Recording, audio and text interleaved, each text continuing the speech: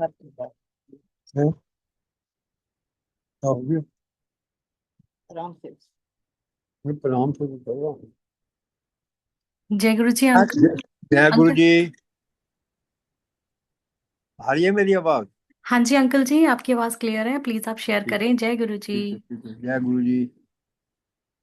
सबसे पहले तो गुरु जी के जो है सब धन्यवाद करेंगे। गुरु जी ने बुलाया, गुरु ब्रह्मा गुरु विष्णु गुरु देवो महेश्वरा, गुरु साक्षात पर ब्रह्म तस्मै श्री गुरुवे नमः, तस्मै श्री गुरुवे। सब सुखले तुम्हारी शरणा, तुम रक्षक तो गुरु जी काय कर देना।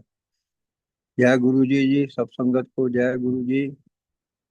इसी तरह से गुरु जी से यही प्रार्थना करता हूँ, यही अरदास करता हूँ कि गुरु जी इसी तरह से सत्संग के अंदर जो है अधिक से अधिक जो है सत्संग अटेंड करवाया करो। इसी तरह से जो है संगत के सामने जो है अपने बैठने का मौका मिलता है सब जगह।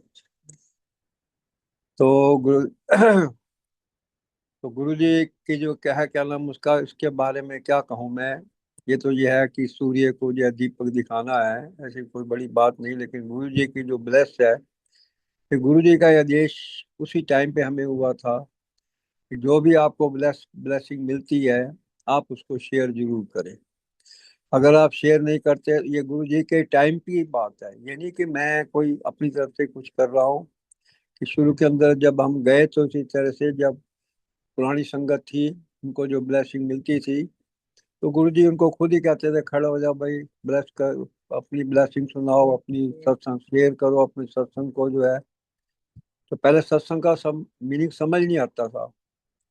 तो लोग ये समझते थे भाई कोई किसी के बारे में कथा कहनी है, कुछ करना है। तो इस तरह से पता लगता नहीं था। बाद में पता लगा कि जो गुरु जी की ब्लेसिंग हमें मिलती है उसको आपने जो है संगत के सामने शेयर करना है, ताकि लोगों को भी जो है करना, संगत को भी पता लगे कि किस तरह से जो है गुरु जी ब्लेस करते हैं, किस तरह से जो है। तो गुरु जी ने जो है सबसे पहले जब हम गए सब मंदिर के अंदर, तो जो है क्या नाम उसका, उस टाइम के ऊपर फर्स्ट टाइम जब संगत कीर्तन, जब भी सत्संग जो है शाम के टाइम 6 से 8 होता था, तो जाकर देखा मंदिर के अंदर जो है उस टाइम पे पार्क स्टेट के अंदर ही था। इतना जो है काम जो है वहां पर इतनी शांति थी, बिल्कुल पिन ड्रॉप साइलेंट। कोई मरमरिंग नहीं, कोई बोलना नहीं, कोई चालना नहीं। क्यों? गुरु जी के आदेश थे कि आपने ना तो यहाँ बोलना है, ना किसी से बात करनी है, ना मोबाइल को सुनना है, ना किसी से कोई आपका अगर भजन कीर्तन आपको आता है कोई, तो आपने उसको गुनगुनाना नहीं है बिल्कुल भी है। तो बहुत अच्छा लगा। और सबसे बड़ा अच्छा ये लगा कि वहाँ कोई पैसे का कंसिडरेशन नहीं था।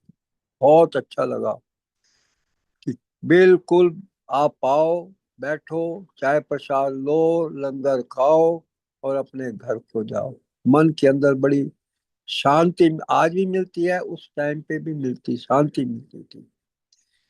तो गुरु जी ने जो कहा था, 4 5 बातें जो कही थी, मोह माया ममता लोभ अहंकार, आप गुरु जी से तभी आपका कनेक्शन बन सकता है जब इन 5 चीजों से आप दूर रहोगे। मोह माया ममता लोभ और अहंकार। कुछ आ जाए अहंकार मत करो, कुछ चला जाए तो आप अफसोस मत करो। इसी प्रकार से लोभ नहीं करो, इसी तरह से कि ये भी इकट्ठा कर लूं, ये भी इकट्ठा कर लूं, ये भी गुरु जी कहते हैं कुछ नहीं जो है। तो मोह जो है किसी चीज से भी हो सकता है, पैसे से भी हो सकता है, बच्चों से भी हो सकता है, सबसे। लेकिन मोह जो है उतना ही लिमिटेड रखो जितनी आपको कोई से जरूरत है। तो इसी तरह से गुरु जी के यहाँ जाते रहे। मन के अंदर जो है ये आता था, ख्याल आता था कि हम जाते हैं, गुरु जी ना तो कुछ पूछते हैं ना कुछ कहते हैं, बस बैठो इस तरह से सत्संग को सुनो, भजन कीर्तन सुनो और अपने जो है चाय प्रसाद लो, लंगर खाओ, घर को आ जाओ। तो मन में सोच आता था, कहते नहीं थे, लेकिन लगाव हमारा पूरा गुरु जी के साथ पहले दिन से ही। जब गुरु जी के चरणों को छुआ मैंने फर्स्ट टाइम के ऊपर, एम्पायर स्टेट में मंदिर के बाहर खड़े होकर गुरुजी आए, हमारे बीच में खड़े हो गए। पूछा, गुरुजी नहीं आए। बताया गया गुरुजी आ गए हैं। गुरुजी ने वाइट ड्रेस के अंदर से white T shirt, white pant, white shoes इस तरह पहने हुए थे। तो गुरुजी के चरण स्पर्श किए। गुरुजी ने जो आशीर्वाद दिया सिर पे हाथ रखकर। तो उस दिन के बाद तो किंतु परंतु मन के अंदर आया ही नहीं है कि क्या है, क्यों है, कैसे है, कुछ नहीं है। जाते थे हर शनिवार को, बैठना, सुनना, तो मन में ख्याल जाता था।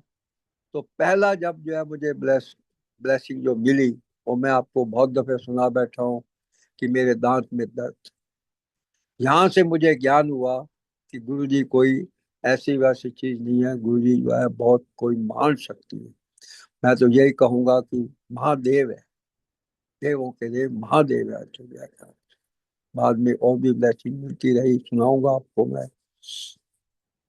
तो करते करते जो है समय बीतता गया। प्रॉब्लम भी कई आई। जब भी कोई प्रॉब्लम आती थी तो गुरुजी उसका कोई ना कोई हल जो है निकाल देते थे। तो इसी प्रकार से समय बीतता गया। तो जब अगर मुझे किसी चीज की प्रॉब्लम हेल्थ के अंदर हुई, वेल्थ में हुई, और किसी चीज की प्रॉब्लम हुई, तो गुरुजी ने जो है हेल्थ को भी देखा है, वेल्थ को भी देखा है। तो हर चीज का गुरुजी ने मेरे ऊपर ध्यान रखा है, पूरा आशीर्वाद दिया है। वेल्थ में तो मैं जब 2005 से पहले इतना परेशान था, टेंशन में रहता था, क्योंकि नुकसान हो गया था काफी सारा। घर के अंदर जो है डिस्प्यूट हुआ हुआ था, कोर्ट केस हो गए थे, बहुत परेशान था मैं। तो गुरुजी ने बुलाया, अपने चरणों से जोड़ा। तो केस तो चलते रहे, लेकिन सबसे ज्यादा सबसे बड़ी बात ये कि गुरुजी ने जो है, जो मेरे अंदर टेंशन चल रही थी ना, वो गुरुजी ने जो है अपने ऊपर ही ले ली। मैं आज भी जो है, चाहे मैं कोर्टों के अंदर हारूं या जीतूं, कुछ भी हो, ना मुझे खुशी होती है, ना मुझे टेंशन होती है। कुछ नहीं होता, हारने पर भी कोई टेंशन नहीं होती। तो ये गुरु जी की ब्लेसिंग है सारी मेरे ऊपर जो है कहना इसका। सबसे पहले आज का ही एक आपको जो है कहना ब्लेसिंग सुना देता हूँ मैं आपको। मैं आ रहा था आपके जो है इंद्रलोक से, मिनी बस के अंदर जो है बैठा हुआ था। आपकी जो एसी बसें चली हुई हैं, वहां से बैठ के अपने घर आना था मुझे। तो रास्ते में, क्योंकि रात को हम कहीं शादी में गए थे, लेट हो गए थे, 1 बज गया था, 1 बजे आके घर पे सोए। सुबह फिर 5 बजे उठ गए, नींद पूरी नहीं हुई होगी। आ रहा था तो रास्ते में मैं जो है क्या ना, आँख इस तरह से सिर नीचे करके, मतलब आँख जैसे लग जाती है, सिर नीचे किया और सो गया। तो सपने में मुझे जो है मुझे ऐसा लगा कि मैं सत्संग के अंदर बैठा हुआ हूँ, मुझे जल प्रसाद दिया गया है, गुरु जी बैठे हुए हैं उस गद्दी के ऊपर जो है, इस प्रकार से जो है सत्संग, क्या मुझे जल प्रसाद दिया, मैंने जल प्रसाद पी रहा हूँ। तो इस तरह से जो यूं लगा कि मैं सत्संग के अंदर ही बैठा हूँ। क्यों?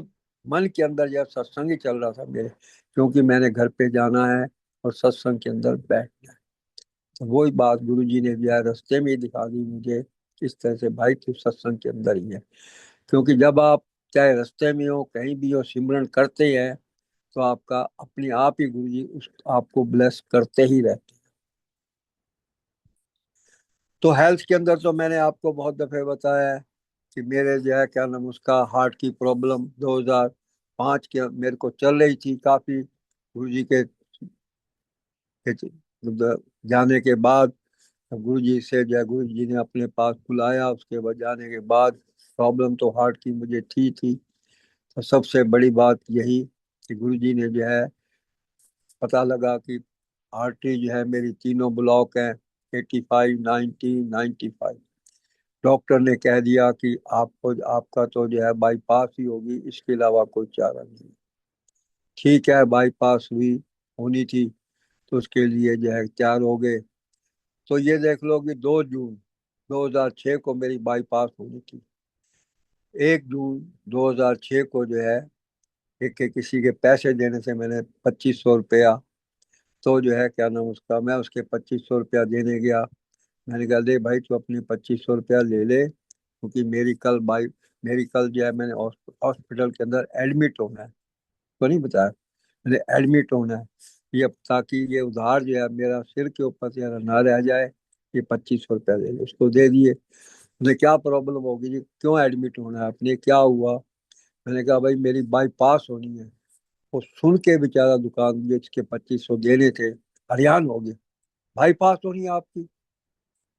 वो सोच रहा था अभी बाईपास होनी है, और ये तो ऐसे ही घूम रहे हैं जैसे एक बंदा सैर करते हुए घूमता है, वो कोई चिंता नहीं कुछ नहीं। तो गुरु जी ने चिंता तो मन के अंदर आने ही नहीं दी। उस तरह से घूम रहा था जैसे मैं कहीं वॉकिंग कर रहा हूँ। तो चल के बाईपास भी हुई। उसके बाद जो है ठीक हुई। आज 22 साल तो हो चले हैं, 2006 के अंदर हुई थी, 26 हो गया, 20 साल हो चले हैं। लेकिन गुरु जी की कृपा से ना कोई प्रॉब्लम हार्ट की हुई है आज तक, ना कुछ। अपना चल रहा हूँ ट्रीटमेंट।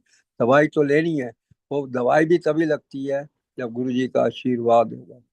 अगर आशीर्वाद नहीं होगा तो गुरु जी की दवाई भी आपको नहीं लग सकती। ठीक ठाक चल रहा हूँ। इसी तरह से जो है क्या नाम उसका, मेरे को पेट के अंदर एक आर्टरी के अंदर ब्लॉकेज आ गई थी, जिसके कारण मुझे पेट के अंदर दर्द रहने लगा, उल्टी आने लगी। आपका जो है गंगाराम में दिखाया, वहां पर भी उन्होंने दवाई लिख दी, कुछ नहीं हुआ। उसके बाद चानन देवी में दिखाया, उन्होंने भी क्या नाम उसका कुछ नहीं हुआ, दवाई भी दे दी, टेस्ट कर लिया, कुछ नहीं हुआ। तो उसके बाद आखिरकार ऐसा हुआ कि मेरी हालत जो है बहुत ही कमजोर हो गई। उसके बाद एक डॉक्टर को दिखाया सुंदर विहार, क्या नाम है आपका, अशोक विहार के अंदर। तो उसने बेचारे ने मेरा जो है सीटी स्कैन करवाया, करवा करू के पता लगा कि मेरी आर्टरी जो है ब्लॉक है। मुझे PSRI हॉस्पिटल है साकेत के अंदर, वहाँ एडमिट किया गया। तो उन्होंने दिखाया, जब अब कुछ उन्होंने लेजर से जो है ऑपरेशन किया मेरा, उसमें से रेत निकली, दिखाई गई मुझे। दूसरे दिन जब मैं होश में आया तो दिखाई गई मुझे कि आपकी आर्टरी ब्लॉक थी, इसमें रेत भरी हुई थी, रेत थी इसमें। वो भी हो गई, ठीक हो गया बिल्कुल जो है। उसके बाद कभी प्रॉब्लम नहीं हुई है। तो अब बीमारी एक नहीं अनेक ही, हर तरह से गुरु जी हम संग चलते ही चलते, उसकी ब्लेसिंग करते ही करते, कोई भी प्रॉब्लम आई है। तो एक दफे मेरे घर घर के अंदर मेरा डिस्प्यूट चल रहा था। तो हम दोनों आंटी हम दोनों ही जो है क्या नाम बाहर गए हुए थे। तो मेरे से जो है, अब मैं तो यही कहूंगा कि पीछे से मेरे घर के जो है प्रॉपर्टी है आपकी त्रिनगर के अंदर, उसके है, हाँ त्रिनगर प्रॉपर्टी है। तो इस तरह से जो है उसके ताले तोड़वा दिए गए। मेरा जहाँ भी सामान पड़ा था घर का अपने कमरों के अंदर, सब बाहर निकलवा दिया। निकालने के बाद ताले लग गए, बिल्कुल जो है हमें बाहर ताले लग के हम बाहर। लेकिन गुरु जी जैसे वहाँ गुरु जी का स्वरूप रखे हुए थे, मंदिर बना हुआ था, जैसे मुझे जो लगता है, जैसे गुरु जी के स्वरूप उन्होंने तो बाहर फेंका है, उठा के कुछ नहीं रखा, सब सामान उठा के बाहर फेंका, क्यों, जल्दी खत्म, खाली करना था। और जो है उसके ऊपर ताले लगने थे। तो जैसे गुरु जी के स्वरूप फेंके गए होंगे, उसी टाइम पे मेरे पड़ोसी ने, मेरे नेबरर ने जो है मुझे फोन किया कि अंकल जी आपके घर के ऊपर कुछ परेशानी है, मुझे लग रहा है कि आपका भाई साहब जो है बाहर बैठे हुए हैं और इस तरह से प्रॉब्लम है। तो मैंने पूछा उससे, भाई एक बार अपनी छत पे चढ़ के देखो कि क्या हो रहा है घर के अंदर मेरे। उन्होंने कहा जी आपका सारा सामान जो है वो बाहर निकला पड़ा है, इस तरह से भी हो रहा है ये। तो हम वहां से चले, श्रीनगर पहुंचे, थाने में गए। लेकिन थाने वालों ने जो है हमें बाहर से ही क्वेश्चन करने शुरू कर दिए कि आपका तो कोर्ट में केस चल रहा है, ये है वो है, वहां से ऑर्डर लेके आओ, फिर देखेंगे, फिर करेंगे। फिर कहने लगे जी अब तो लेट हो गए हो, कल सुबह आना, कंप्लेंट करेंगे, तो लिखेंगे आपकी। चलो जी, सुबह चला गया 10 बजे। उन्होंने फॉर्मेलिटी तौर पे कंप्लेंट लिख ली, लेकिन किया कुछ नहीं। मैंने कहा ताले खुलवाओ भाई हमारे घर के। कहते हैं जी कोर्ट में से खुलेंगे आपके ताले, तो इस तरह से आप कोर्ट जाए और वहां से आप ऑर्डर लेके आए। सुन ली बात उनकी। सुनने के बाद शाम को देखो गुरु जी की कृपा कहाँ होती है। मैंने कहा एसीपी के पास जाते हैं, वहाँ को उनसे बात करते हैं हायर लेवल पे। तो वहाँ गए हम। जाने के बाद एसीपी साहब बैठे थे कमरे में। जैसे हम एंटर किया तो एसीपी साहब जो कहने लगे, गुरु जी आप यहाँ कैसे आ गए, क्योंकि मेरा वो एक्स स्टूडेंट था। मैंने कहा भाई तुम्हारी नगरी में मेरे ताले टूट गए हैं, कब्जा हो गया है, किस तरह। अच्छा बैठो बैठो बैठो। चाय पिलाई उन्होंने। उसके बाद मेरी कहानी सुनी। इतनी देर के अंदर जो है एसएचओ आ गया, चौकी इंचार्ज आ गया। वो अपनी कथा करने लगे, जी हम गलत काम नहीं करते, ये अपनी सफाई देने लगे वो। उसके बाद एसीपी साहब ने कहा, ऐसा करो एसएचओ साहब कि दो सिपाही, दो पुलिस वाले भेजो इनके घर पे।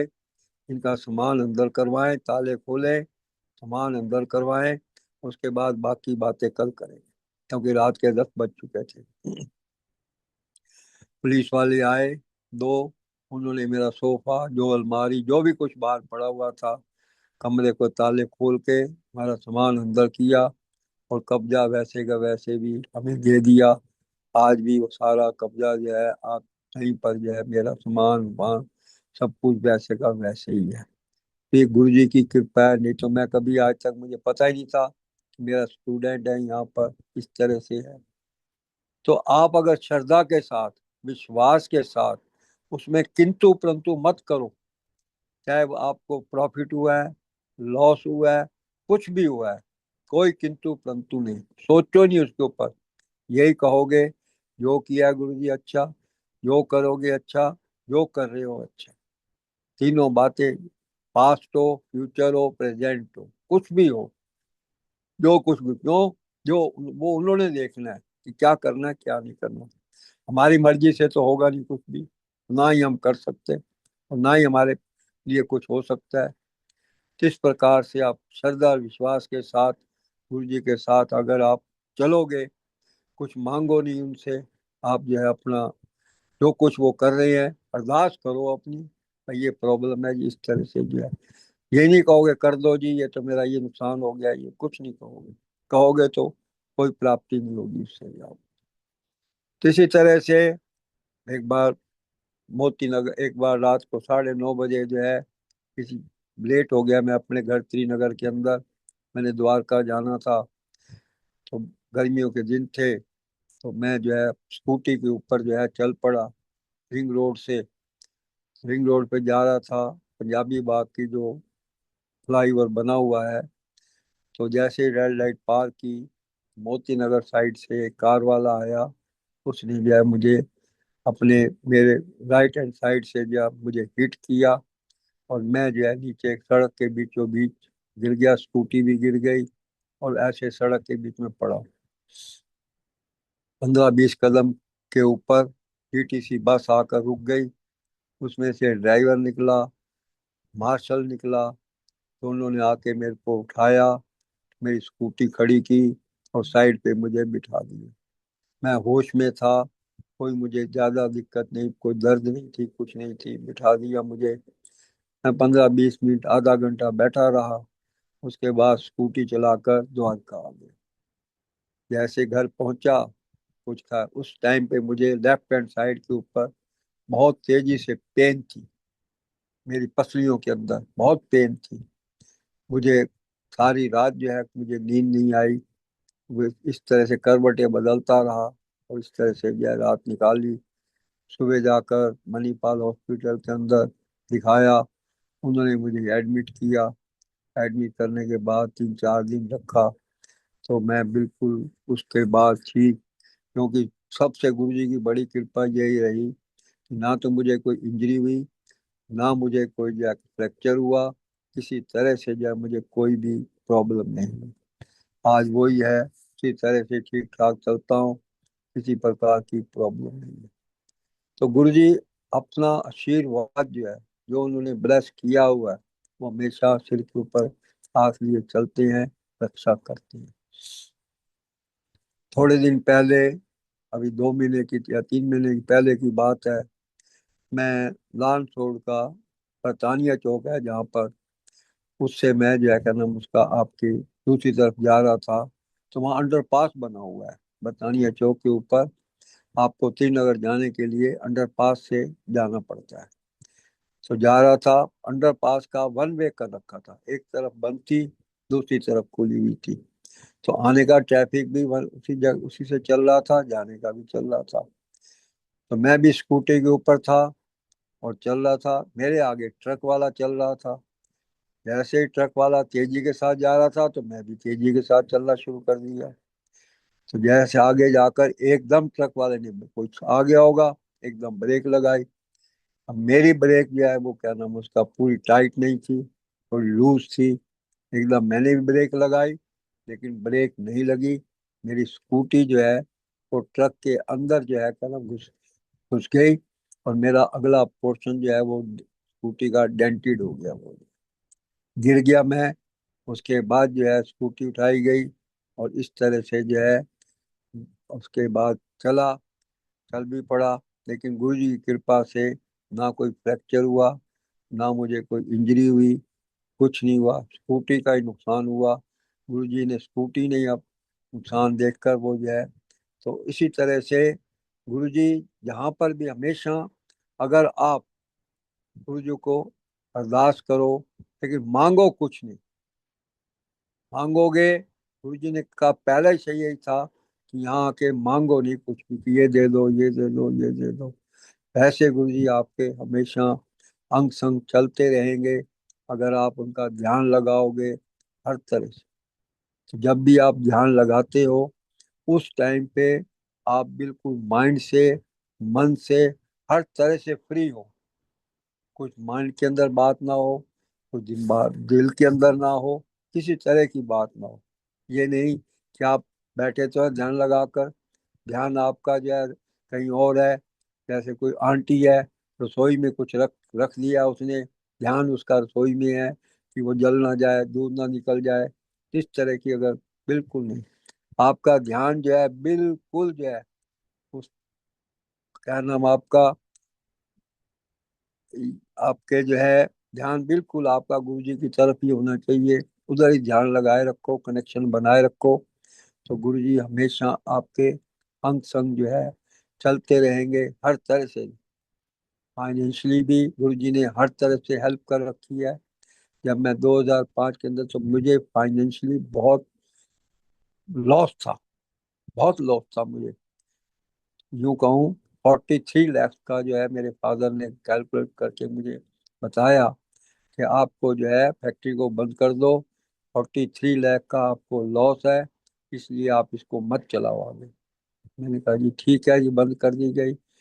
तो प्लॉट बेचा गया, लोगों का जो रुपया है वो उतारा गया। लेकिन इसी प्रकार से जो है काफी प्रॉब्लम में था, लॉस चल रहा था।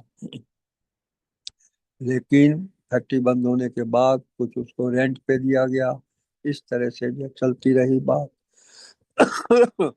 तो 2008 के अंदर मन में आया, कुछ ठीक भी हो गए पोजीशन में, मन में आया कि भाई एक जो है प्लॉट खरीदा जाए। प्लॉट खरीदने के लिए देखा दुखा, उसका 1.5 लाख रुपए का बयाना जो है दे दिया गया, रेट तय हो गया। 45 लाख के कितने लाख का था उस टाइम पे, मुझे पूरी फिगर याद नहीं है।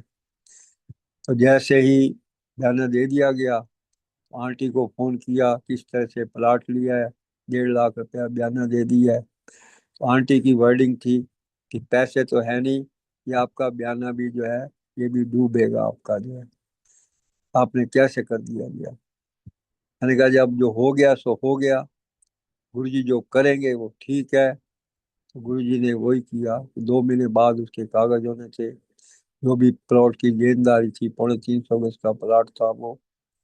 तो इसी तरह से वो प्लॉट आज भी हमारे पास ही है। तो गुरुजी ने पूरे पेमेंट जो है सही टाइम के ऊपर जो है करवा दी। अब भी मैं यही देखता हूँ कि मुझे कोई भी फाइनेंशियली प्रॉब्लम आती है, किसी तरह की भी आती है, बच्चों ने किसी कोई चीज डिमांड कर दी कि ये लेना है, पैसे हैं या नहीं है, लेकिन गुरुजी उसको पूरा 100% करते ही करते हैं। कभी ये नहीं कहा ये तेरा काम पैसे की वजह से नहीं हुआ, ऐसा कभी नहीं है। कोई भी काम आया है, बच्चियों की शादी की है 2005 के अंदर, 5 नवंबर के अंदर जो है लड़के की शादी थी। काफी टाइट था, सब कुछ था, लेकिन शादी जो है बहुत ठीक ढंग से की गई। अब पूरी कहानी सुनाऊंगा तो काफी टाइम लग जाएगा। कि जब एंगेजमेंट हुई, एंगेजमेंट होने के बाद करवा चौथ का व्रत आया। बहू को जो है उसके ऊपर कोई कपड़े लेके देनी होती हैं। पैसे नहीं थे, उधार लेकर जो है उसको लेकर गए अपनी इज्जत को बचाने के लिए, कपड़े लेके दिए। उसके बाद गुरु जी ने शादी ऐसी करवा दी कि हर तरह से किसी तरह चीज की कमी गुरु जी ने नहीं रखी। तो आप श्रद्धा विश्वास के साथ आप चलते रहोगे।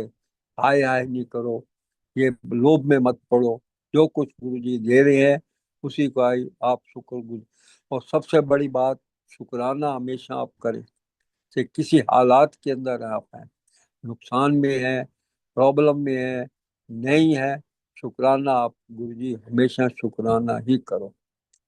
सुबह उठो, गुरु जी का शुक्राना जरूर करो। किसी रात को सोते हुए गुरु जी का शुक्राना करके सो। गुरु जी अच्छा दिन निकाला आपने, आपका लख लख शुक्राना।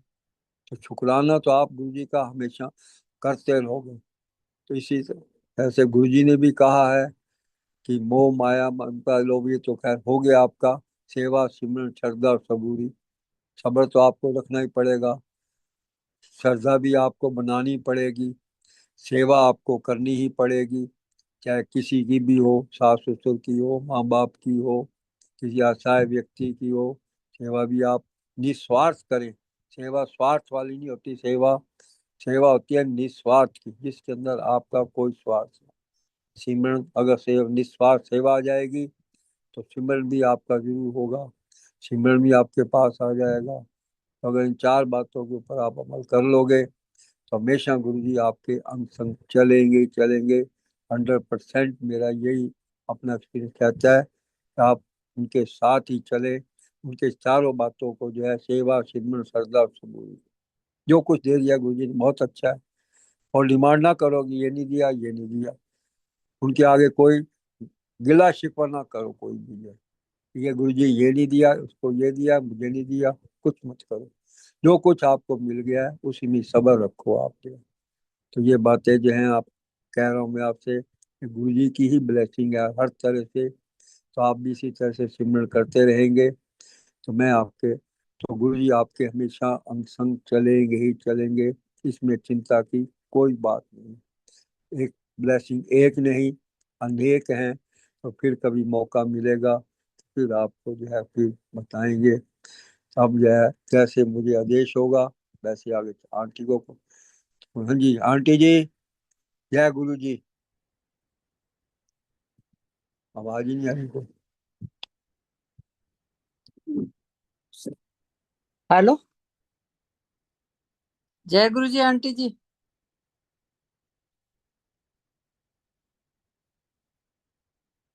तो बंद में बोल रहे थे। हाँ जय गुरु जी आंटी, आप कंटिन्यू कीजिए आंटी।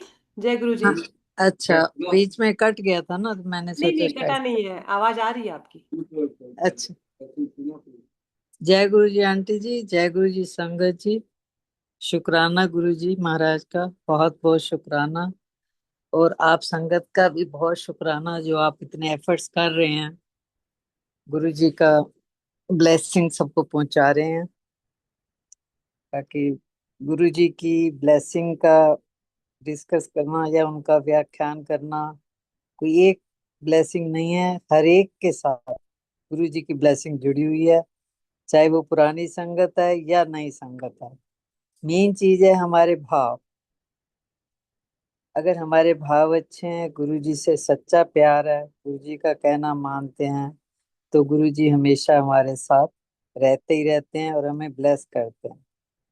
कई बार हमें उसका एहसास होते हुए भी हम उसको देख नहीं पाते, पर आप देखो तो आपकी लाइफ में हर समय गुरु जी साथ हैं।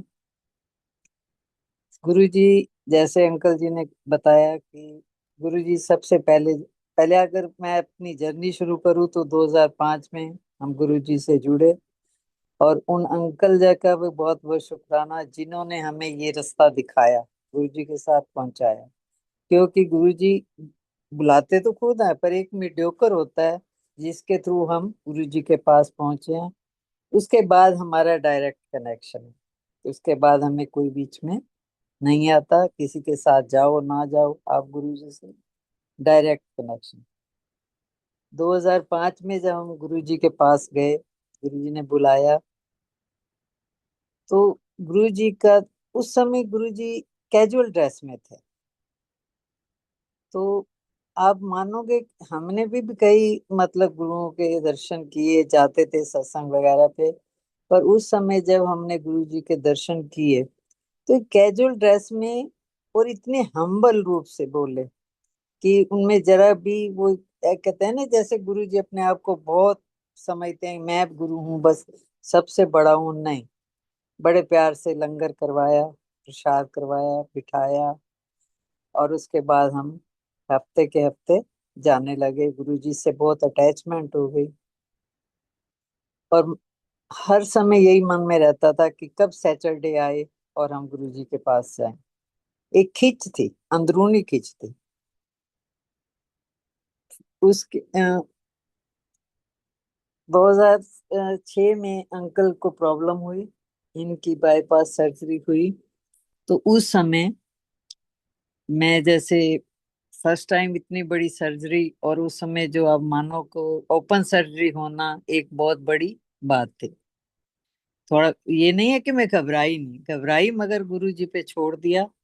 मुझे नहीं पता 1-2 दिन के अंदर गुरुजी ने कैसे सब पैसे का भी अरेंजमेंट किया, और यहाँ तक कि जैसे उन्होंने 4 बोतल ब्लड मांगी, वो भी गुरुजी ने कैसे एकदम अरेंजमेंट कर दिया, सब उनकी कृपा से ठीक ठाक हो गया। और जिस दिन सर्जरी हो रही थी, अर्ली इन द मॉर्निंग, शायद फर्स्ट नंबर ही था, डॉक्टर त्रेहन ने की एस्कॉर्ट में। तो मैं जाके आई वो ओटी के बाहर एक बेंच पे बैठी हूँ, और मैंने किसी से कोई बात नहीं की। कोई वो नहीं है कि मैं किसी से घबरा रही हूँ, कुछ नहीं है। तो मैं सिर्फ गुरु जी का ध्यान लगा के बैठी हूँ। तो मुझे क्या दिखता है, गुरु जी क्या दिखाते हैं, हमारी कैसे टेंशन दूर करते हैं, कि ओटी में डॉक्टर त्रेहन खड़े हैं, 1-2 डॉक्टर और हैं, और हमारे गुरु जी महाराज ने भी वही डॉक्टर वाली ड्रेस पहनी है और साथ खड़े हैं। और अपनी जैसे पंजाबी भाषा में ठेठ बोलते हैं ना, इधरों नहीं कर, ए कट ए कट ए कट, जिवें डॉक्टर आपस में गल कर रहे हैं। उसके बाद मुझे बहुत विश्वास हुआ कि ये सर्जरी जो है, जब गुरुजी ने खुद करवाई है, तो 100% ये सर्जरी कामयाब होगी, और हुई भी। आज तक गुरुजी महाराज की कृपा है, सब ठीक ठाक चल रहे हैं, क्योंकि गुरुजी ने सबसे पहले तो हमें ये हेल्थ बख्शी। जब भी कोई प्रॉब्लम हुई है तो गुरुजी ने हमारा संकट दूर किया। लाइफ में कितनी ही बार प्रॉब्लम हुई है, मेरे साथ भी कई इंसिडेंट हुए, मुझे गुरुजी ने लाइफ बख्शी। गुरुजी का बहुत बहुत शुक्राना, गुरुजी का हर तरह से शुक्राना। गुरुजी ने बहुत अच्छा परिवार दिया, बच्चे सब सेट हो गए, उनकी अच्छी तरह से शादियां भी करवा दी गुरुजी ने। हम कुछ नहीं करते, सब गुरुजी करते हैं। गुरुजी पे छोड़ देते हैं हम, तो गुरुजी उसको सब कामयाब कर देते। अपनी इतनी तो हमारी औकात भी नहीं थी जितना हमें गुरुजी ने दिया। गुरुजी सबसे पहले तो हमें एक ये लाइफ लैक्स की ब्लेस की, कि इस उम्र में भी हम गुरु जी के चरणों से कोशिश करते हैं जुड़ने की। बाकी तो हमारी क्या औकात है, हम गुरु जी से कनेक्शन बनाने की पूरी कोशिश करते हैं। और सबसे, और एक संगत जी को मैं ये बताऊं कि आज जो मेरा जो गुरु जी का आदेश हो रहा है कि मैं सबसे पहले आपको गुरु जी के प्रसाद की महिमा बताऊं, कि गुरु जी का प्रसाद जो है वो हमारे भाव पे है। हम उसके कितना रिस्पेक्ट करते हैं, कितना रिगार्ड करते हैं, कितना उनको भाव से खाते हैं। ये हमारे लिए गुरु जी ने हमारे कष्ट काटने के लिए प्रसाद ही एक दवाई बनाई है। बड़े बड़े लोगों के आपने संगत में सुने हैं, बहुत कष्ट काटे हैं, और इसी तरह मैंने एक छोटा सा आपको सत्संग शेयर करती हूँ कि जब भी मैं गुरु जी के यहाँ जाती थी, तो जब हमें वहाँ पे टॉफी प्रसाद मिलता था, तो मैं अपने छोटे बच्चों के लिए, पोती के लिए प्रसाद जो है वो ले आती थी। एक टॉफी रख लेना या दो टॉफी रख लेना, तो उनको आके देती थी। तो बाय चांस एक बार क्या हुआ कि मैं इन्विजिलेटर ड्यूटी पे थी, 12th का एग्जाम था। तो फर्स्ट एग्जाम था उस दिन, कॉमर्स का पेपर था। और एक मेरे ही रूम में एक बच्ची जो है वो बहुत नर्वस हो गई। शायद फर्स्ट एग्जाम था, मैं सोचा यही हुआ होगा। उस बच्ची को देखो तो ऐसे लगे कि जैसे बिल्कुल पीली हल्दी, वॉमिटिंग शुरू, चक्कर शुरू, रोना शुरू। मैं भी मतलब मन से थोड़ा डर भी गई भी, इस बच्चे को कुछ हो ना जाए, इस बच्चे का साल खराब हो जाएगा। अब मैं क्या कर सकती थी, उस स्कूल से जो डिस्पेंसरी की मिली दवाई जो कुछ था, उन्होंने, डॉक्टर ने दिया, बस वो बच्ची को आराम नहीं आया। 1 घंटा वो बच्ची जो है परेशान रही। हेल्प मैं तो कर नहीं सकती थी, कुछ बता नहीं सकती थी, क्योंकि बच्ची ने तो पेपर ही छोड़ दिया रोल नंबर लेके। उसके बाद गुरुजी से मन में अरदास की, गुरुजी इस बच्ची का साल बच जाए, इसको थोड़ा सपोर्ट करो, कैसे है ये बच्ची ठीक हो जाए। तो गुरुजी ने मेरे मन में पता नहीं कैसे, मेरे को नहीं याद था कि मेरे बैग में गुरुजी के प्रसाद, टॉफी प्रसाद पड़ा है। मैंने उसको यही कहा कि, मैंने कहा बेटे, मेरे पास तो एक लास्ट मेडिसिन यही है जो हमारे गुरुजी महाराज की है, आप इसको लो और गुरुजी का नाम लो, ओम नमः शिवाय करके ये खा लो, और ये इसके, इससे आराम आ जाएगा तो आप बेटर हो जाओगे। आप मानोगे संगत जी, वो बच्ची जो बार बार वॉशरूम जा रही थी, वॉमिटिंग कर रही थी, घबरा गई, पसीने आ गए, ऐसे लग रहा था कि ये बचेगी नहीं, बच्चे आज, इसको कुछ ना कुछ हार्ट की प्रॉब्लम है या क्या है, मुझे नहीं पता। वो कहती है मैं ठीक ठाक थी, कुछ भी नहीं, जब आई कुछ भी नहीं था उसको। तो वो टॉफी प्रसाद लेते ही उस बच्ची का चेहरा भी बदल गया, वो ठीक होने लग गई। थोड़ी देर बाद उसने पेपर करना भी शुरू कर दिया। तो मैंने गुरु जी महाराज का शुक्रिया किया कि इस प्रसाद में क्या था, कि मेरा भाव भी था, और उस बच्ची ने जिस भाव से उस प्रसाद को ग्रहण किया, उस प्रसाद को लिया। हालांकि शायद वो गुरु जी को नहीं जानती, पर मैंने उसको यही कहा कि ये मेरे गुरु जी की ब्लेसिंग है, आप इससे ठीक हो जाओ। तो ये है, कई बार हम लोग कहते हैं कि अपना ब्लेसिंग किसी को मत दो, पर फिर मैंने सोचा शायद उस बच्ची के लिए ही वो प्रसाद मेरे पास पड़ा था, वो बच्ची उस दिन ठीक हो। दूसरा कि जब हम प्रसाद खाते हैं तो मोस्टली, ऐसे हम सत्संग अटेंड करते हैं, तो हम कई संगत, मैं संगत को नहीं कहूंगी, हम लोग ही कहूंगी, कि बहुत चूजी हो जाते हैं। मैं ये सब्जी नहीं खाती, मैं ये नहीं खाती, ये मैं खटाई नहीं खाना, मैंने नहीं, जो कुछ हमें मिला है वो हमें खाना ही खाना है। पता नहीं हमारा उसमें क्या कल्याण होना। तो एक दिन हम रोहतक गए सत्संग पे, वहाँ पे सेवा लगी हुई थी हमारी। मेरी सेवा जो थी वो वहाँ ग्रुप में डिवाइड होती है, ऑलरेडी फिक्स होते हैं। तो मेरी सेवा जो थी जल प्रसाद की थी, जल प्रसाद देने की। पर उस दिन मेरी तबीयत इतनी खराब कि मुझे हद से ज्यादा कोल्ड, कोल्ड ऐसे कि जैसे कि बहता जा रहा है, सिर दर्द, बुखार। पर मैं अब दिल्ली से गई हूँ तो मुझे तो सेवा करनी है। मन माना नहीं कि मैं सेवा कैंसिल करवाऊं, तो मैंने अपने अंकल से सेवा चेंज करवा ली। मैंने कहा ऐसे करो, मैं जल प्रसाद की सेवा नहीं करती, आप ये जल प्रसाद बांट दो। मुझे नहीं पता था कि हम आपस में सेवा चेंज नहीं कर सकते, गुरु जी का आदेश हुआ, मैंने कर दी। तो मैंने कौन सी सेवा ले ली, गार्बेज की सेवा ले ली। गार्बेज की सेवा में ये है, तो कम से कम मेरे जो हाथ अगर खराब हैं, तो वो प्लेटें जो डिस्पोजेबल हैं वो तो चली ही जानी है ना, उसमें कोई टच तो होना नहीं है। जल प्रसाद में मुझे ये था कि मैं गंदे हाथों से जल प्रसाद कैसे दूं, ये तो बहुत पवित्र होता है। जल प्रसाद ना दे के मैंने गार्बेज की सेवा ले ली। अब जब गार्बेज की सेवा ली तो वहां पे हमें, आप सब संगत को पता है कि हमें प्लेट में कुछ भी एक कण भी नहीं छोड़ना होता, जैसे गुरु जी का आदेश है। तो एक आंटी थी हमारे वहाँ, हरियाणा की ही, जैसे वो बोलते हैं, वो थोड़ा नई संगत होगी। तो उसने जी वो चटनी प्रसाद और प्याज जो वो दिया प्रसाद में, वो ना खाया। एक दो बार उसको कहा, आंटी जी प्लीज ये खा लो, ये इसको छोड़ना नहीं है। वो कहती मैं नहीं खाती, नहीं माना। तो मैंने कहा आंटी ये आपकी दवाई है। कहती है दवाई है तो तू खा ले, ऐसे उन्होंने बोला। मैंने कहा ठीक है, मैं भी कौन सी, मतलब वो प्लेट तो नहीं रखने वाली उसको डस्टबिन में।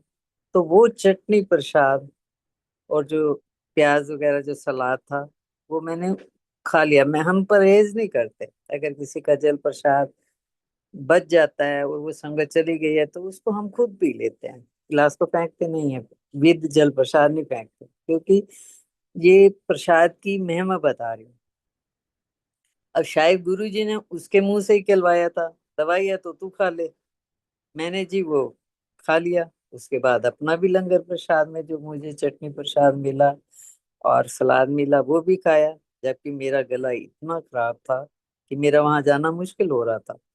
पर गुरु जी की खिंच थी, मैं गई।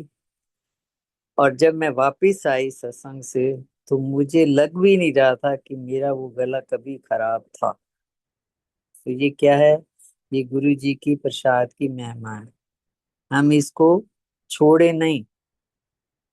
अब एक बार सत्संग पे गए, जो हम देखते हैं आपस संगत में, प्रसाद उसने जैसों को मिला, शायद आलू बैंग, हाँ आलू बैंगन ही बने थे प्रसाद, लंगर प्रसाद में। तो वो क्या कहती है संगत, एक संगत, कि मेरे को आलू आलू दियो, बैंगन मैं नहीं खाती।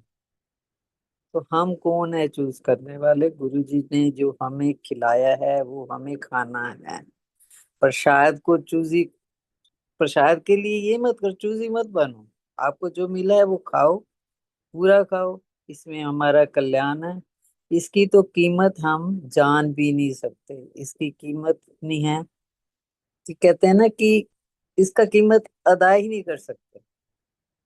आप सारी इसकी कोई, एक बार जैसे हम गए शादी पे, तो शादी पे गए तो इधर ही बड़े मंदिर की तरफ रिजॉर्ट में शादी थी। तो हमने सोचा कि पहले गुरु जी के मत्था टेकाते हैं, तो फिर जाके बाद में वापसी में शादी अटेंड करेंगे।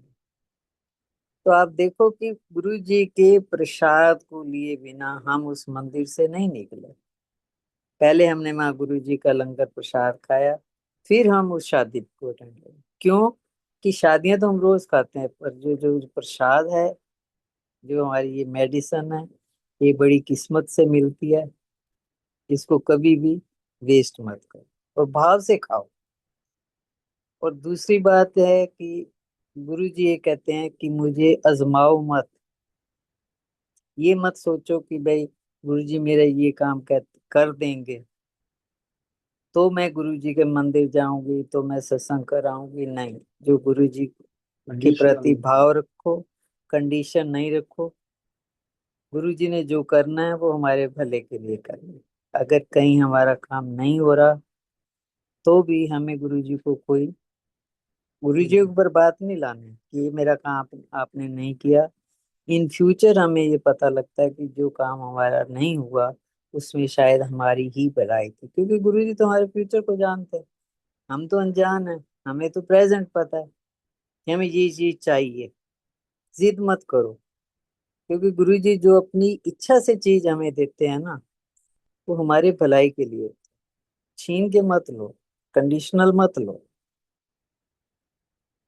और जो हम गुरु जी के दर्शन करने जाते हैं वो भी गुरु जी के बुलावे पे ही जाते हैं। वो जो गुरु जी सत्संग रखवाते हैं घर पे, वो भी गुरु जी की इच्छा होती है तो वो सत्संग हो पाता है। हम कुछ भी नहीं है, हम गुरु जी के तो चरणों की धूल भी नहीं है। हम उनके व्याख्यान भी नहीं कर सकते, उनकी वड्याई नहीं कर सकते, उनकी ब्लेसिंग नहीं कर सकते। हाँ, जितना हमें गुरु जी ने दिया है उसका बहुत बहुत शुक्राना करते हैं। गुरु जी हर पल हमारे साथ हैं। अगर आप लाइफ में देखो तो छोटे से छोटे काम में भी हमें गुरु जी का एहसास होता है कि ये काम गुरु जी ने किया। हमारे साथ जितने भी काम हुए, और दूसरी बात, हमारी खुशी है या कोई हमारे ऊपर प्रॉब्लम है, गुरु जी को हम ना भूलें। खुशी में भी गुरु जी को शरीक करें। ये नहीं है कि हमें कुछ मिला है, हमारे घर कुछ खुशी का मौका है तो हम गुरु जी को भूल जाएंगे। सबसे पहले गुरु जी का शुक्राना। गुरु जी का शुक्राना तो इतना कीमती है। एक श्वास श्वास आज की जो भजन सुने उसमें भी यही है कि हमें तो माला की जरूरत नहीं है, जैसे हमारा सांस आ रहा है जा रहा है, ये सारा कौन सा है? ये गुरु जी की कृपा है। हर श्वास से ही शुक्राना। इतनी हमारी औकात नहीं कि जो हमें गुरु जी ने इतना हमें दिया है। गुरु जी का बहुत बहुत शुक्राना। बाकी बंदा है तो और से और मांगेगा, मांगो मत। जो गुरु जी ने दिया है, हमें भले के लिए दिया है, हमारे लिए हमें संतोष करना पड़े। बाकी इस गुरु जी के सत्संग के बारे में भी मैं थोड़ा बहुत ये कहूंगी, तो गुरु जी सत्संग करवाते हैं, अपनी इच्छा से कराते हैं। सिंपल सत्संग हो, और जितनी देर सत्संग में बैठते हैं उस समय हम इतना मतलब गुरु जी के साथ जुड़ें, कोशिश करें। जोड़ने वाले तो गुरु जी हैं। कोशिश करें हमें ये भी ना पता लगे कि हमारे साथ बैठा कौन है। पर हम लोग क्या है, हम देखते हैं उसने क्या पहना है, वो कहाँ बैठी है, वो क्या प्रसाद लाई है। मतलब इधर उधर हमारा मन भटकता है। कोई तालियां बजा रहा है, कोई कुछ कर रहा है, कोई मोबाइल यूज कर रहा है। तो सत्संग करें, चाहे थोड़े टाइम के लिए करें, मगर गुरु जी से कनेक्शन बनाएं। हर समय चलते फिरते उठते बैठते सोते जागते, इवन हम कहीं जा भी रहे हैं तो मन में सिमरन करते रहे, गुरु जी का शुक्राना करते रहे। बाकी गुरु जी ने बहुत बार लाइफ ब्लेस किया है, बहुत संकटों से टाला है। अगर गिनाने लगे तो यहाँ रात भी हो जाए। गुरु जी के शुक्राने तो बहुत हैं। आगे जब आप संघ का आदेश होगा, गुरु जी के साथ जुड़ेंगे, सत्संग में अपनी शेयरिंग करेंगे। आगे आप जैसे कहें कंटिन्यू करें या उसको विराम दें। जय जय गुरु गुरु। जी। आंटी आंटी आप कंटिन्यू करो और अपनी ब्लेसिंग्स बताओ जो महाराज ने आपको हेल्प ब्लेस की। अच्छा जी, वो भी बता दो एक बार ठीक है। कहा। गुरु जी से पहले जब अभी हम गुरु जी से जुड़े थे, यानी कि बिफोर रिटायरमेंट, तो मैं सत्संग वगैरह तो अटेंड नहीं कर पाती थी। हाँ, गुरु जी अपने मंदिर में बुलाते थे, जैसे ही वीकली जाते थे तो दर्शन करने। तो एक बार ना मेरे मन में आया, क्योंकि 2-3 बजे मैं घर आ पाती थी, घर आके पेरेंट्स भी थे तो खाना बनाना, बच्चों को भी देखना। और गुरु जी का भी आदेश है कि पहले आप घर गृहस्थी देखो, ये नहीं है कि घर में पेरेंट्स भूखे बैठे हैं और आप सत्संग में चले जाओ। तो मन में ना एक बार इच्छा होती थी कि मैं ना आफ्टर रिटायरमेंट ना, मैं तो सत्संग, एक तो मजा हो जाएगा, मैं वो सत्संग का टाइम मिल जाएगा, मैं पहुंच जाऊंगी जैसे ही होगा। तो अभी रिटायरमेंट को टाइम ही था, शायद 5-6 महीने पहले थे। तो सबसे पहले जो गुरु जी ने ब्लेस की हेल्थ, कि मुझे एहसास हुआ, तो सारा दिन अपना अच्छा भला, वैसे हम आम लेडीज घर का काम करती हैं, ठीक ठाक कोई प्रॉब्लम नहीं थी। काम वगैरह करके दोपहर को जस्ट रेस्ट करने के लिए अभी मैं बेड पे लेटी ही थी, तो मेरे एकदम एक साइड पे जैसे पैरालिसिस होता है ना, ऐसे एकदम पेन शुरू हुआ। पैरालिसिस का तो मुझे डाउट बाद में पड़ा। बहुत ज्यादा पेन शुरू हुआ, यानी मेरी एक साइड खिंच रही है, और मैं बहुत मतलब डर गई, घबरा गई। और आधा घंटा पहले ही मेरे अंकल घर से गए थे, शायद वो मायापुरी पहुंचे होंगे द्वारका से, आधा घंटा का डिस्टेंस रहा। सागरपुर या मायापुरी तक मतलब ही पहुंचे थे। अब गुरु जी का देखो क्या मर्जी थी। मैंने तो पहले, सबसे पहले तो गुरु जी को यही कहा, मैंने कहा गुरु जी ये क्या हो गया। और फिर एक बात और मैं बताऊं कि मैं ना जब बड़े मंदिर जाती थी ना, तो पता नहीं गुरु जी के जब सत्संग सुनती थी तो सब कहते थे गुरु जी ने मुझे हेल्थ ब्लेस की, मेरे साथ ये हुआ ब्लेसिंग, ये सत्संग सुनाते थे। तो ना मन है, हाँ, ऐसा तो एक दिन मन में ऐसे आया कि गुरु जी हमें तो कभी ऐसे ब्लेसिंग, हमारे साथ तो कोई ऐसा चमत्कार नहीं हुआ। तो गुरु जी ने उस दिन ये दिखाया कि छोटी मोटी जो हमारी प्रॉब्लम्स होती हैं वो गुरु जी तो आने से पहले वो काट ही देते हैं, उसका हमें एहसास ही नहीं होता। पर वो मेरे ऊपर तो इतना बड़ा संकट था उस समय, मैं गुरु जी से यही अरदास की, गुरु जी का मंत्र जाप किया, अंकल को तो फोन कर दिया, अंकल को आने में टाइम लगा। तो गुरु जी से मैं यही कह रही हूँ, गुरु जी मैंने तो बहुत कुछ सोचा था अपने फ्यूचर के बारे में, आपने तो मेरे को लगता है अब बेड पे ही डाल देना है, क्योंकि मुझे पैरालिसिस का ही डाउट पड़ रहा था। एक साइड जैसे होते हैं ना लेबर पेन होती है, ऐसे पेन खींचती, मर जाती मैं। कोई घर में भी नहीं था जो मेरे को सपोर्ट करे। अंकल आए, मुझे फिर चानन देवी हॉस्पिटल ले गए, इमरजेंसी में एडमिट किया, सारे टेस्ट किए, तो वो कहते हैं आपको कुछ है ही नहीं। अब मैं कहूँ कि गुरु जी ने मेरी कैसे अरदास सुनी, और गुरु जी ने शायद मुझे ये जवाब दिया कि अगे तो ना कहीं कि गुरु जी मैंने ब्लेस नहीं करते, क्योंकि गुरु जी ते कष्ट आम तो पहले ही साढ़े कष्ट काट सानू एहसास ही नहीं, जो हमें जो लाइफ मिली है, जो हम चल फिर रहे हैं, ये सब गुरु जी की ब्लेसिंग। सेकंड टाइम काफी सालों बाद, बाकी तो देखो शरीर है, कुछ ना कुछ चलता रहता है, छोटी मोटी बीमारियां तो चलती रहती हैं। सेकंड टाइम मुझे अभी कोविड के बाद की ही बात है, शायद सत्संग मैंने पिछली बार भी शेयर किया था कि हमें 2-3 दिन बाद घर में गुरु जी का सत्संग रखना था। वो शॉपिंग भी कर आए, और चांदनी चौक से मैं जैसे गुरु जी के दरबार के लिए, गुरु जी के वस्त्र के लिए गोटा की नारी, मैंने सोचा कि मैं इसको लगाऊंगी और एक गुरु जी का आसन तैयार करूंगी, ड्रेस जिसे आप जो लग रहे थे। तो ले आई, कुछ भी नहीं था उस दिन, भी कुछ भी नहीं था। किचन में खड़ी हूँ सुबह के टाइम, घर में अंकल भी हैं, बाई चांस मेरा भतीजा भी आया हुआ था, उसका एग्जाम था दिल्ली में। तो मेरे को ऐसे लगा कि मेरे नाक से ना कुछ, जैसे कोल्ड होता है ना, कुछ बह रहा है। अब कोल्ड टाइप भी नहीं है। तो मैं अंकल को बाहर आई तो अंकल कहते हैं तेरे को क्या हो रहा है, तेरे नाक में से तो खून आ रहा है, और खून भी ऐसे कि उसको साफ करूं और फिर वो खून चलता जाए, यहाँ तक कि मेरे कपड़ों पे भी वो खून, शॉल वगैरह की हुई थी तो मैं उसको पोंछ लेती और वो शॉल भी मेरी खून से गंदी हो गई। मुझे एहसास भी नहीं हुआ, पेन नहीं हुई। एहसास तो तब होता है ना जब पेन होती। तो जैसे नोज चलता है ऐसे चलता जा रहा है। फिर डर भी गए, फिर क्या हो गया, सिर दर्द तो कि तो मैं पेशेंट हूँ ही सही। तो थोड़ी देर पहले, एक दिन पहले सिर दर्द तो था, बट इतना सीवियर भी नहीं था कि मेरी नाक एकदम अंदर से कुछ क्लॉट सा हो जाए, कुछ ऐसा हो जाए। अंकल ले गए मणिपाल। तो वो मैंने वहां पे देखा तो जैसे उन्होंने इमरजेंसी में एडमिट किया तो मेरा बीपी एकदम शूट अप हो रहा है। तो मैं भतीजे को बार बार कह रही हूँ देखियो कितना बीपी है, कहता है आप ना आंखें बंद के सो जाओ, जो होगा ठीक है, गुरु जी को याद, जैसे हमारे परिवार में सारे गुरु जी से जुड़े हुए हैं। तो अच्छा गुरु जी को याद किया, जो हुआ गुरु जी ने करना है वो करना ही है। तो थोड़ी देर बाद मुझे आईसीयू में एडमिट कर लिया। तो शायद मेरी ब्रेन की कोई नस थी, वो बीपी के कारण, या फिर मैं न्यूरो की पेशेंट हूँ उसके कारण कुछ ऐसा हुआ होगा कि वो मेरी नस अंदर से फट के, और वो जो खून जो था वो नाक के थ्रू बाहर निकला।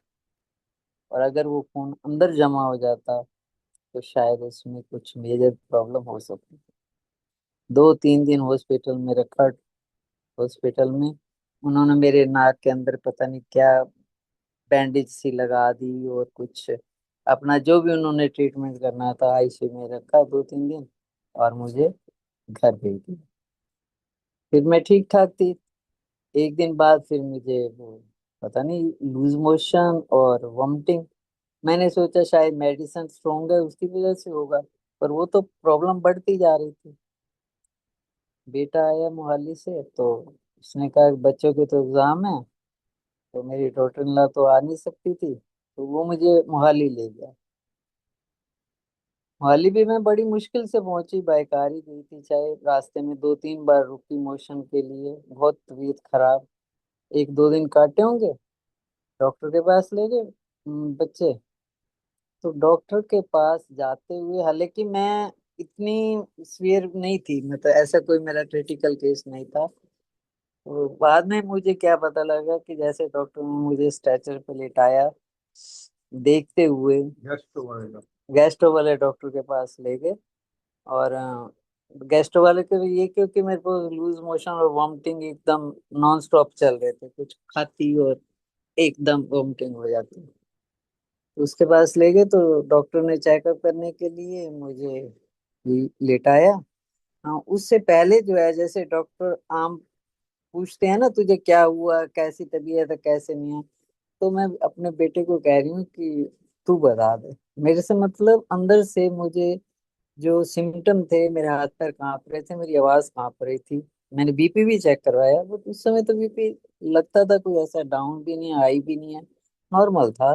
थोड़ी देर पहले तो स्ट्रेचर पे लेटाया, तो मुझे नहीं पता कि मैं तो उनसे बात कर रही थी उनसे, और मुझे शायद एकदम फिट पड़ गए।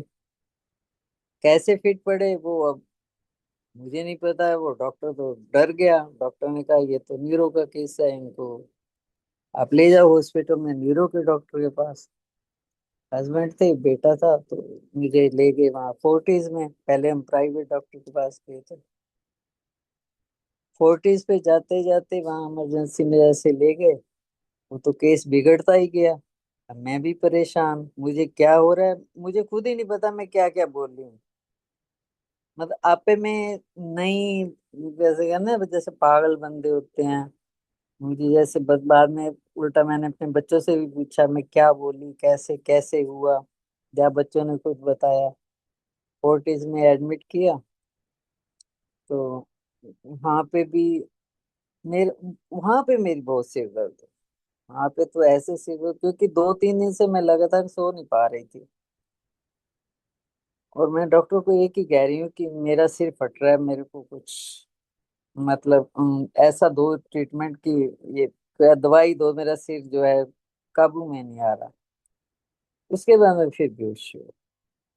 शायद वो बीपी बीपी का प्रॉब्लम होता है या क्या होता है, निरोग होता है। तो उस समय उसके बाद मैं बिल्कुल, आप कहो कि बेहोश हुई या कोमा में चली गई, जो भी हुआ, पर अंदर से मुझे शुद्ध थी।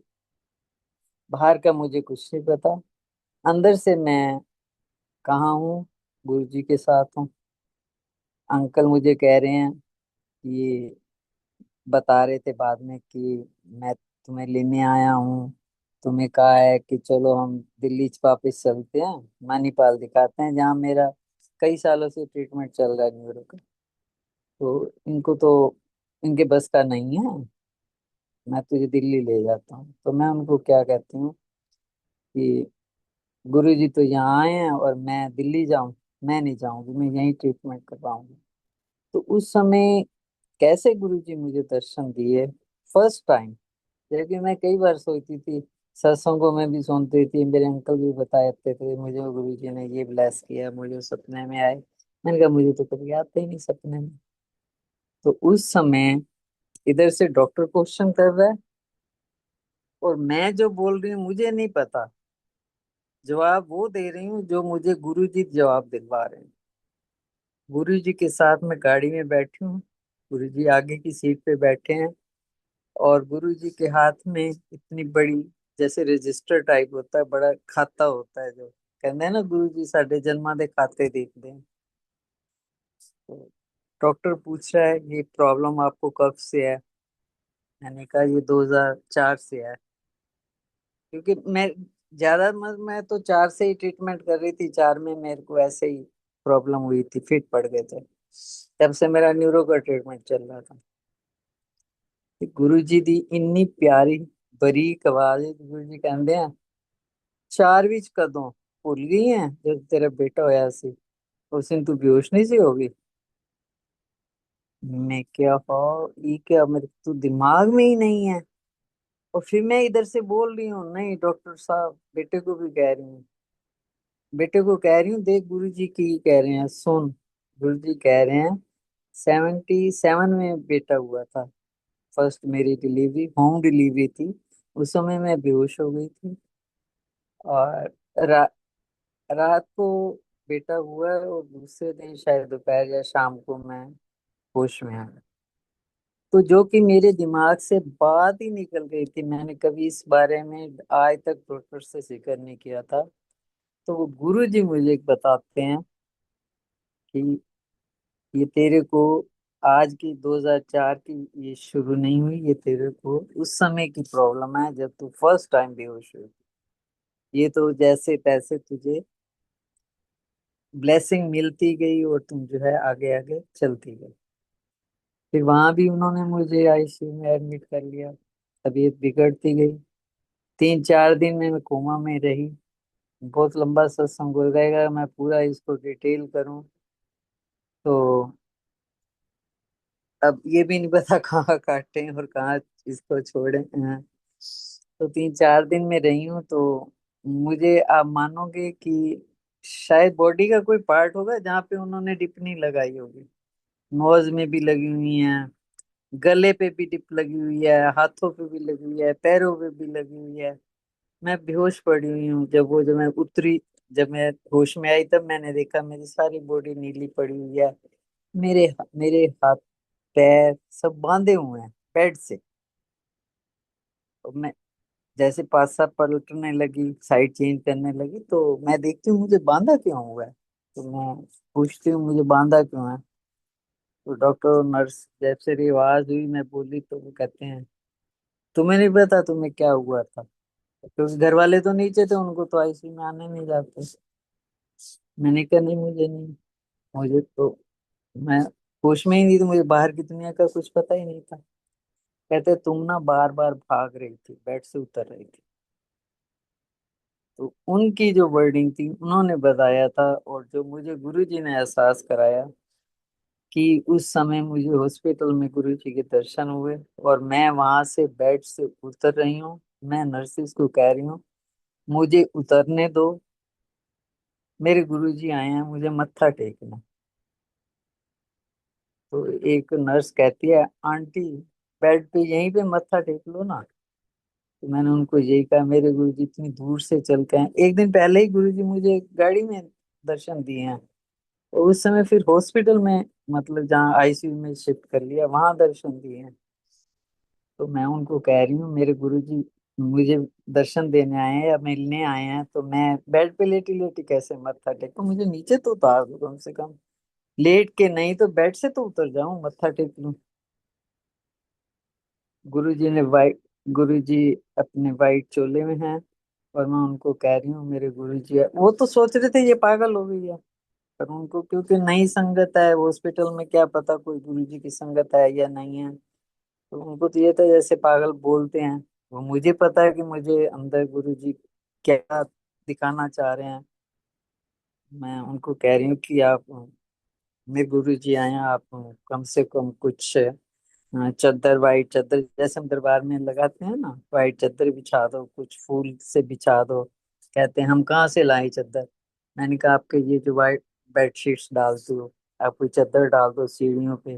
हालांकि नीट एंड क्लीन होता है हॉस्पिटल, पर एक वेलकम के लिए होता है। तो उन 4 दिनों में मतलब मुझे हर जगह बटरफ्लाई दिखी हैं, एमआरआई हुई है। मेरी एमआरआई की मशीन के ऊपर मेरे जो टेस्ट होते हैं, मुझे वो सपने में या अंदर जो मुझे वो बटरफ्लाई ही दिखती हैं। पता नहीं, जो मुझे पेशेंट्स ने बताया है, उन्होंने तो ये भी बताया कि तुमने तो हमारी बीमारियों के बारे में भी काफी जिक्र किया। जैसे कहते हैं ना, गुरुजी बुलवा रहे थे मुझे, जो कुछ कहते हैं सब गुरुजी बुलवा रहे थे। फिर मेरी जब एक बार एमआरआई हुई, अब पीछे की बीच में ये बात थी कि बीमारी के दौरान मेरा कई दिनों से पाठ जो है वो छूटा हुआ था, जो गुरुजी ने ब्लेस किया हुआ था। नितनेम टूट गया था। आईसीयू में तो कोई गुटखा नहीं ले जा सकती, और मेमोरी भी मेरी खत्म हो गई थी। जो बचपन से मैं, शायद बचपन से ही हमें जो तोते की तरह रटा हुआ था, हनुमान चालीसा, दुर्गा चालीसा, जो हमारे घर के माहौल थे कि शाम को करना है संध्या टाइम, वो भी मुझे भूल गया। बाकी जपजी साहब, सुखमनी साहब तो चलो हम गुटके से ही करते थे, तो वो हम ले नहीं जा सकते थे आईसीयू में। तो बड़ी कोशिश करती, मन में एक ना कमी फील मत महसूस हो रही थी कि मेरा तो नित नेम टूट गया, क्या है बेड पे पड़े पड़े पड़े पड़े बोर हो गए हैं, कब घर जाऊंगी, ये सोच दिमाग में यही चल रहा था। चलो उस दिन मेरी एमआरआई, तो जो हम मन में सोचते हैं वो भाव तो गुरु जी जानते हैं, और तो कोई नहीं जानता। जब हमने सोचा है वो गुरु जी के पास सब पहुंच जाता है। एमआरआई मशीन में मेरे को जब जैसे डाला, आप लोगों को पता है एमआरआई में पेशेंट को डालते हैं तो थोड़ी इंस्ट्रक्शंस बताते हैं, हिलना मत, कोई बॉडी का पार्ट बाहर ना निकले, और आपको बहुत जोर से आवाजें आएंगी, डरना मत। मेरी तो खैर एमआरआई हर साल होती थी लगभग, कई बार साल में 2 बार भी हो जाती थी अगर प्रॉब्लम होती थी तो जब मैं एमआरआई करवा रही थी तो उस समय गुरुजी ने मेरी क्या अरदास सुनी कि मुझे वहाँ उस धड़ाम धड़ाम की आवाज कुछ नहीं सुनाई दे रही, मुझे वहां सुखमणि साहब के श्लोक, अष्टपदियां, जितनी देर मैं एमआरआई मशीन में हूँ मुझे गुरुजी ने वो सुनाई। तो मुझे, मैं कहती हूँ गुरु जी का कितना शुक्राना करूं। गुरु जी हर समय हर बात सुनते हैं, हर बात पूरी करते हैं। वो कोई 3-4 दिनों का जो संकट था गुरु जी ने ठीक कर दिया, थोड़े में काट दिया। 10% में ही अपनी तो सिट्टी पिट्टी गुल्ल हो गई। घर वाले भी बहुत परेशान हुए होंगे, ठीक हो गई। घर गुरु जी ने वापस भेजा। अब गुरु जी का बहुत बहुत आशीर्वाद। कई बार मैं ये सोचती हूँ गुरु जी दर्शन भी दिए तो इतनी तकलीफ, इतने घर वाले भी इतने परेशान, पर मैं फिर भी शुक्राना करती गुरु जी का कि गुरु जी के तेज को सहना मेरे को उस समय पता लगा कि इतने महादेव कहते हैं ना, भगवान के साक्षात दर्शन करने। मेरी को तो बहुत इच्छा होती थी दर्शन हो, पर वो दर्शन हुए तो मैं तो सच्ची उस पल को कभी याद करती हूँ, कभी सोचती हूँ बहुत कष्ट सहा है, और कभी कहती हूँ कि गुरु जी ने इसी बहाने मुझे दर्शन तो दिए, साक्षात दर्शन, साक्षात दर्शन दिए गुरु जी ने। बहुत शुक्राना गुरु जी का। और कभी भी मैं बैठी होती हूँ तो उन पलों को याद करती हूँ कि गुरु जी कैसे आपने ब्लेस किया, अब भी करते हैं, ये नहीं कि अपनी ब्लेस करते। कभी भी कोई प्रॉब्लम होती है तो उसको थोड़े में काट देते हैं, तो गुरु जी खुद ही कहते हैं कि सबसे पहले मैं सेहत बख्शता हूं। क्योंकि अगर हमारी हेल्थ ठीक है तो हमारे लिए सब चीज ठीक है। फाइनेंशियल प्रॉब्लम माइनर है, सबसे पहले हेल्थ है। अगर हमारी हेल्थ ठीक नहीं है तो हमें कुछ अच्छा नहीं लगेगा। और हेल्थ में भी गुरु जी ने 10% ही दिया होगा, और वो 90% जो गुरु जी ने काटे, अगर वो भी हमें काटने पड़ते तो हम तो जिंदा भी नहीं रहते। 10% में ही गुरु जी ने शक्ति दी, उसको हमने भुगता। जैसे हमने क्या भुगता, गुरु जी ने भुगतवाया। और एक एक और है कि कई बार ना हमें, हम सत्संग सुनते हैं ना, तो सत्संग से ना हमें हर अपनी प्रॉब्लम का जवाब भी मिलता है। ये न्यूरो की प्रॉब्लम मेरी शायद बड़ी भी तभी थी कि मेरी मेडिसिन भी रेगुलर हो गई थी। हालांकि मुझे डॉक्टर ने कहा था कि आपको 2 टाइम मेडिसिन खानी है। आप, अब भी डॉक्टर ने जैसे दोबारा बोला कि आपकी डाइट जो है मिस हो जाए, बेशक एक टाइम खाना ना खाओ, मेडिसिन नहीं भूलो। शायद वो हमारा एक, कहते हैं ना, 12 घंटे का एक कोर्स है कि 12 घंटे के बाद आपको दवाई लेनी लेनी है। तो वो जो मैं हमेशा, अब तो खैर पास रखती हूँ।